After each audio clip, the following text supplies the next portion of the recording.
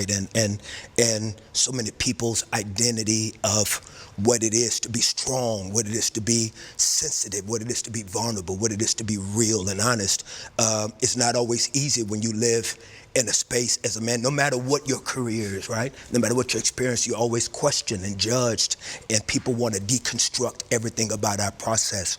But you know, man, talking about man enough, my father-in-law just passed. Just about a week ago. Incredible man, was alpha male, big dude. He knew I didn't have a daddy, so he stepped in when I got married when I was about 25. And I'll never forget, Kings, he, you know, I'm a very sensitive man. You're like, it don't take much for me to cry. I was adopted by a woman, so, you know, I'm very in touch with my femininity as a man. And I remember a moment I was going through something, and I leaned in on him to cry because I just wanted to just kind of feel that moment, to just lean on a man's shoulder and just cry. And he's a big dude like y'all, and I caught the image of him in the window, and I'm crying on him, and he's like, he's trying to figure out how to hug, because you could tell that wasn't natural for him to be trying to hug me. And it's like, and I found out that, you know, his daddy didn't teach him how to cry, right? You know, being vulnerable was not part of that generation. And so he was not necessarily able to tap in the way that I was hoping he could tap in to kind of feel my pain.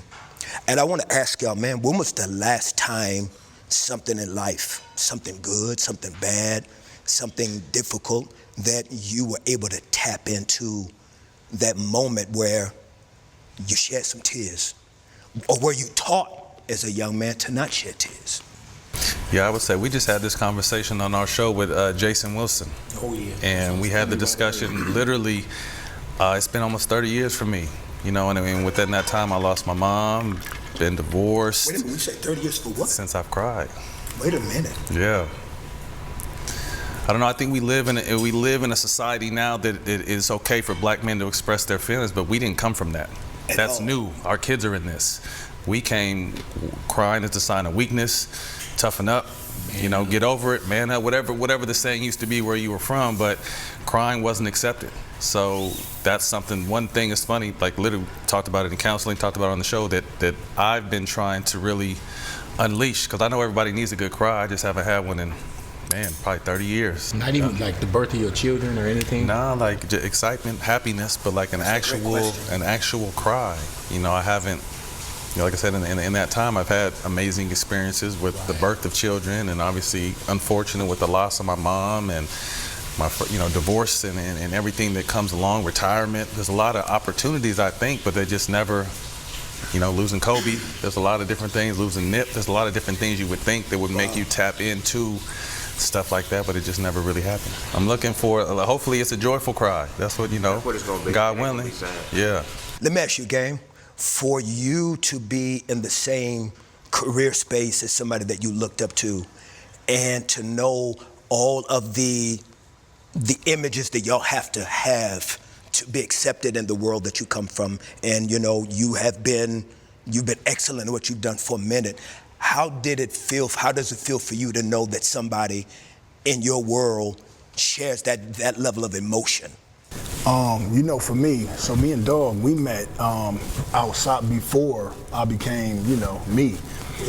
We met, I was on Langershon getting some gas, and Dog was getting some gas. Of course, he was with, you know, his guys, you know, and protected and loved. He had his, you know, all his guys, you know, as he should be. It's Snoop Dogg. And me, I was in a Monte Carlo, just getting some gas, man, trying to, you know, go to the studio. And I asked Dog, I was like, hey, man, I just went for it. I was like, hey, man, I got a song I want you to get on. And he was like, what's your name? And I was like, man, they call me Gang. And I said, I met you when Minister Farrakhan was speaking at the Coliseum, you know, a few years ago, like a year ago. And I told you then, he didn't remember, and I knew he wasn't gonna remember. But that day, man, we went across the street to Rodney Jerkins' studio. Rodney Jerkins was letting me use the studio to record. Dog came right there, man, got on the song, and that blew my mind. And it was, you know, it burst me, because after that I was like, damn, like I'm talking about across the street in the moment. We did the song, and that was it. But Dog, man, he know what it is with me. I've been Of course, it's Snoop, right? So we all grew up watching Snoop. But his thing, he always been vulnerable. And so I always knew that I could be vulnerable from the gate. You know what I'm saying? It's just like my emotions, it's like, you know, like Matt said, my daddy was, I got beat down if a tear fell. Let a tear fall, and you know, we all got beat down. My dad had this thing, it was a bread holder called the Board of Education. He would drill holes in it. God rest his soul. I got my fade when I got a little older with my pops over there. Because you know he gave me one of those ultimatums. He said, well, when you feel like you know you there, we're going in the backyard. So I turned 19. And what'd you do? We went in the backyard, but I already knew he had bad knees. Wait a minute, hold on. You went in the backyard to do what? I told him I was ready. For what? For the fade. Okay. I'm not trying to be funny, but can somebody explain to me what the fade is? Yeah, he told me ever since I was little. When I got to that point, I was ready to, you know, throw them hands and give retribution for everything I felt he did to me. We can go in the backyard. So one day, he was, I think he was watching Coming to America, something in his room, laid out, had his little Levi Daisy Duke shorts on. You know, back in the day, the pops used to wear the fro. I was about 19, and I was like, I'm ready. And he already knew. He was like, oh, he got up quick. We went in the backyard, and I got my one. That's all we need is one. How did he respond to you? Oh, he lost. And you know, all jokes aside, he didn't like that. And we didn't speak for maybe like 2 weeks. He couldn't deal with that. He couldn't believe he lost. But I knew he had bad knees and he was a little slower. And I mean, you know, this is young. I'm the tallest person in my family. So I was there. I was ready, and I was quick. So, damn, man, I got a question for you, bro, man. When you hear about that generation always encouraging us as men to hold that back, looking at our generation, like, how old are you, D? 54. You're 54. Okay, so I mean, you're close same age. Mm-hmm. Do you think that helped us or hurt us? I think it hurt us, really. I mean, because, you know, a lot of us have like daughters and stuff, and if you can't really be like emotional with your daughter or your kids or something like that, then I think you're missing out. Yes. And you're missing out on teaching them how to be. You know what I mean? I didn't have like no father or nothing like that, so my mother just raised me, so I cried all the time. And if she cried, I cried. Like period. You know what I mean? So I grew up with a lot of emotion. You know what I mean? There wasn't no like father to tell me not to do this or man up. I ain't never been told man up or none of that. You know what I mean? My mother just she was the father and the mother. Wow. You know what I mean? She was both, whatever, as best as she could be. You know what I mean? So, Do you think that being able to tap into that type of emotion for you as a man, do you think it helped you? yeah, I think so, because I wouldn't probably be doing what I'm doing now, you know what I mean, if I didn't feel.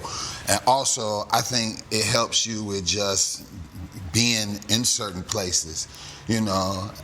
If I feel like I shouldn't be in this room, I'm out. You know what I mean? It's like it's the same. It's a feeling you tap into. That's like if I go somewhere and it feel weird, I'm leaving. You know what I mean? It's that same feeling that you have when you're watching a movie or you fall in love or whatever. That's why that tripped me out when you said that. You was like, you ain't cried in 30 years? I was like, wow. Hey, so I had, not to cut you off, but I had reservations about it, and then while we sitting here in real time, I thought about it, and I thought like, his skin could just be a little bit tougher than everybody's, and that's not a bad thing. But then your oldest, your son's what? 16. It's 16. So for me, Dog, and for me and Dog especially, and I don't know if you have kids or how old they are, but I think your moments are high school graduation, college graduation, weddings and stuff like that. Like, It's crazy. and you got a daughter? Or? I got all boys. Oh yeah, so there you go again. But see, that's that daughter thing. Like my daughter, if I sit here and I think about her too long, I'm gonna. But I think to add to what you're saying, though, is I think obviously it helped you, but for me, I think it helped me not to, but also hindered me in ways now that I'm seeing at my age, where I have walls up, or I'm not empathetic enough, or not emotional enough. So, again, living in a society now, we're having these conversations. This wasn't a conversation 20 years ago, but having these type of conversations now makes you see like he's always done it, so he's more open to things.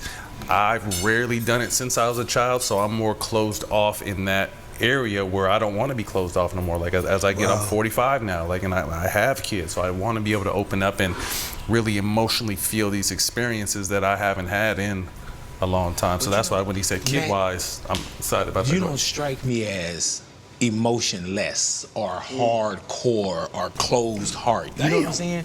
Oh, my bad. No, What's wrong? No, I didn't dug in. That was that was natural. I'm saying like you don't strike me, and I know you. Like you don't strike me as somebody that's just so hardcore.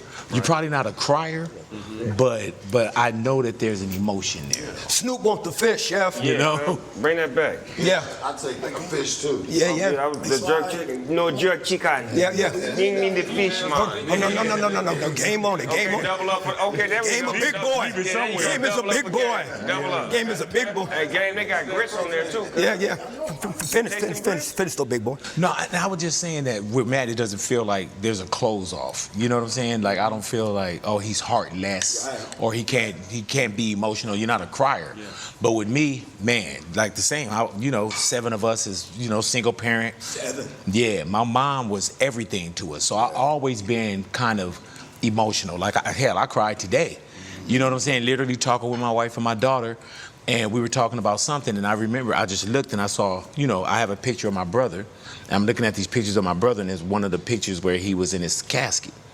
So I can cry, but also we come from a place, man, where even nowadays there's these enoughs that we as men, as black men, you got to be street enough, hardcore enough, corporate enough, daddy enough, hard enough, sensitive enough. I think there's a lot of enoughs that we have on us that other people don't have. And when you say we, or Us. to my black men. Yes. Now, And people got their own enoughs. now give us some more of that. I think that's I was good. gonna Give us say even black enough. Yeah. There's black enough. And I think now, man, that there's so many different avenues for communication that you can sit and congregate with different people now. Like how we were saying, you couldn't talk about your emotions at one point. You couldn't talk about even therapy. People didn't say, "Oh, I'm going to therapy." It was a shrink. Crazy. Yeah, you're going to a head doctor, a shrink. Oh, he crazy. And now therapy just comes up where it's like, man, you in therapy? Oh yeah, my therapist said that. How do y'all feel about that now? How do you feel nowadays that so many of us are now opening themselves up to going to therapy and talking about their health and their mental and emotional state? Maybe 7, 8, 9 years ago, where athletes started saying, hey, I may be in the NBA, I may have all this money, but I need help.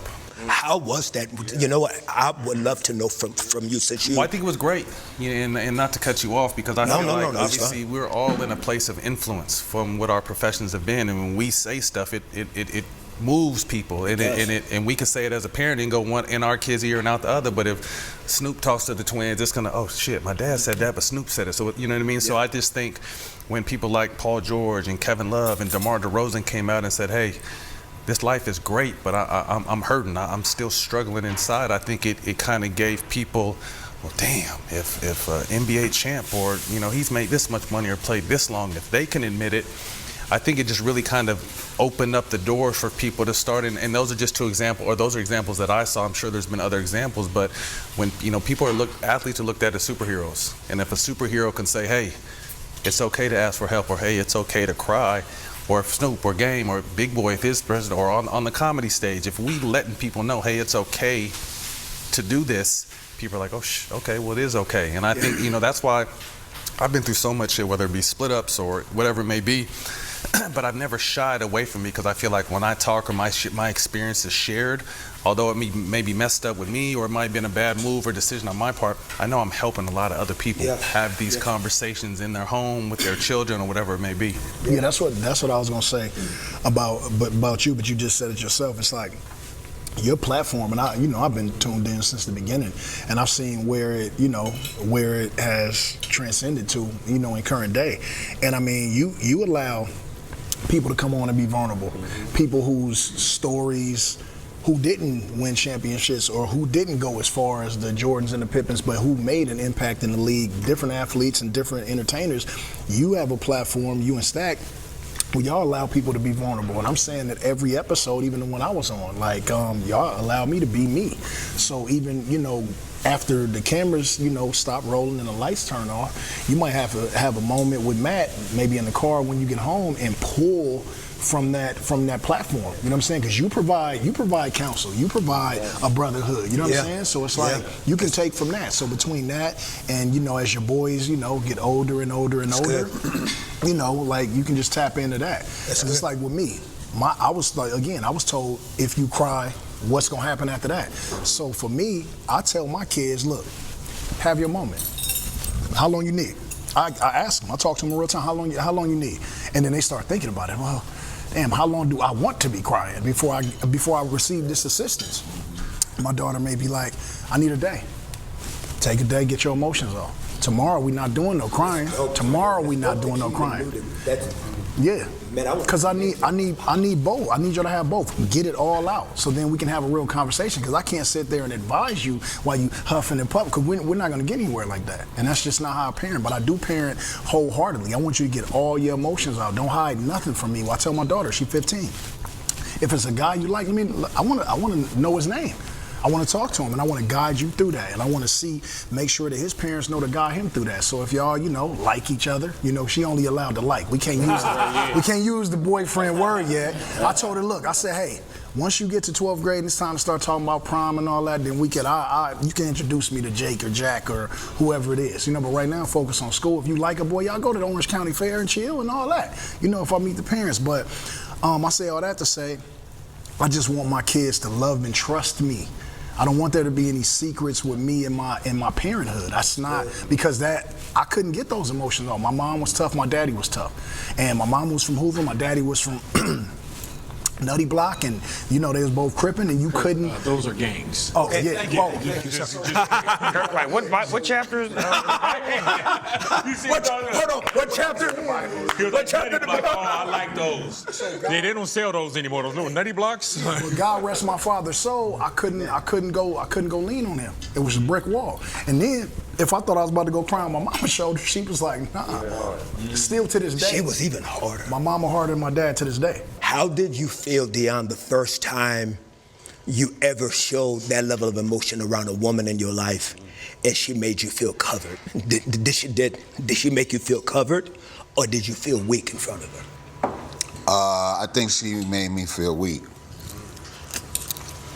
She was like, I think I confessed my love to this girl a long time ago. I was like nervous and really like, man, I really like you. And she was like, just looking at me like what you shaking for and shit? Like,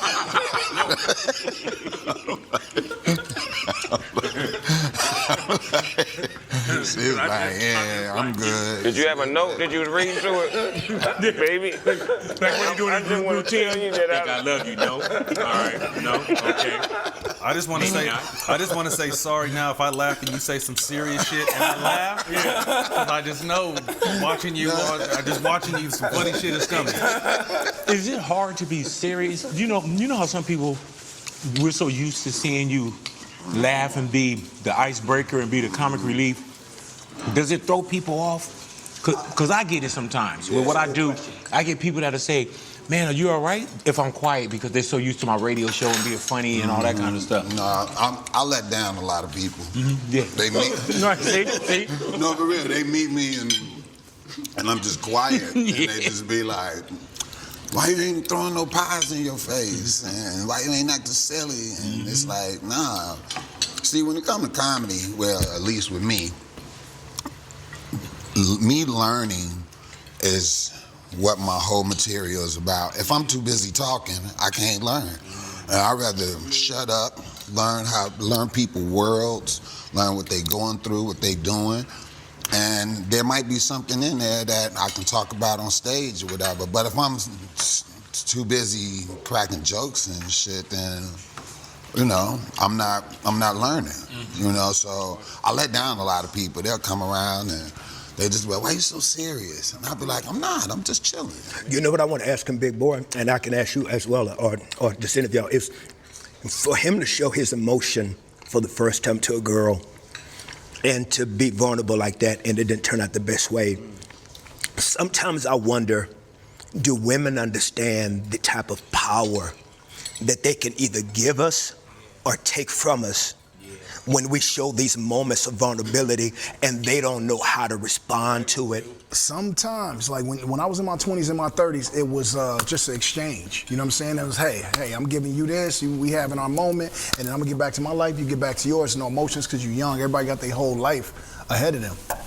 When you get in your 40s, man, you start feeling like you womanizing, and I'm taking emotions home with me, or she's taking emotions out the door with her. If you are, living that type of lifestyle, and I'm like not sleeping good after that, because I feel like I had no pure intentions for this person, and this person is also late, 30s or mid 30s, and they got a life, and so like when you got when you're young and you're dealing with a young woman, ain't nobody tripping.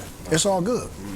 But when you're older and you know that woman has trauma from her past relationship and all of that, and dinner is cool, going out on a date is cool, but then once you start getting intimate with people and you know for sure that they are invested in you even a little bit, and you have no, you ain't talking to this person after tomorrow, man. You carry like, you start feeling it. Shit you didn't care about before, or feelings you never even thought or worried about. It's crazy. And then we don't. And then guess what? We don't even talk. We don't have nobody to talk to that about. So we got to. And I get mad. I'm Who getting can mad. you talk to? Yeah. Who can you be vulnerable with? Well, like if I just took advantage of someone's emotions, right? And Matt is my boy, and he did the same thing a week ago. We ain't talking about that. We like, what's up, bro? Looking good. What if Matt is feeling the same feeling, and maybe you saying, and again, I'm talking hypothetically, I don't know, but maybe, see, one thing that I do envy about y'all's generation, or just the community of professional artists and entertainers, is that y'all create like y'all's own fraternity. And I love that. Now, like in my world, we don't have fraternities like that. Like, like when you tell my brothers that have passed that really hurt you, or things that you guys have had a chance to do, like y'all have a brotherhood that I've always envied. So you're saying that even in the brotherhood, is it difficult to still have a place where you can trust, like, I'm gonna give this guy in my life the 100? How important is trust for us as men? As men, I think it reigns supreme. It reigns supreme, because how about just flip it? How many men, especially men of color, go out behind, disloyal, dishonest, and people, non-trustworthy people? How many lives have been lost? But I think I'm more of as I age, I'm more quality than quantity. Like, I don't need a gang of homeboys. I don't need to have a lot of people around me. I just rather, I've done that. And I think that's the same thing when you speak about, and Matt, you're thinking about things that you never thought about before. There's just this thing that you tap into when you so-called to get a little bit older. You just tap into different emotions. And I tell people, I say, man, life with these decades is crazy. Like, if you just go 10 to 20, right? My son is 18. But in 10 to 20, we went through elementary school, middle school, high school, and started some college. My 20 to 30, so it's all learning. My 20 to 30, I was, a bodyguard for a rap group, The Far Side. As far as sitting down, I had a different kind of past as well. I got a radio gig. I had my first real relationship that didn't last, but also that whole decade, I lost my mom. Everything from 20 to 29. So when you get a little older, I think you start to feel and look at things a little bit Well, I think different it's as well. prioritize too, because if you're feeling and worried about the same shit you was worrying about at 20, at 40, you haven't evolved. You need to get your ass off the porch. You know what I mean? It was just, it was funny, because I went out for on the 5th of July was the first time I went out in LA in almost 8 or 9 years. And I'm just like, but you understand, I was in the NBA and I ripped and ran these streets. I went to UCLA. But as I'm 45 now, just prioritizing it, and wants are different. And to your point, what you said about my intentions are pure, but like I said, at the same time, it's not always, like you said, feelings happen. And you start looking at yourself like, I know I don't really want anything out of this. And instead of just earlier in the 20s, 30s, you might have just kept it moving with her. It's just like, you're right. now that there's so much public scrutiny or everything that you do, like back in the days when we were growing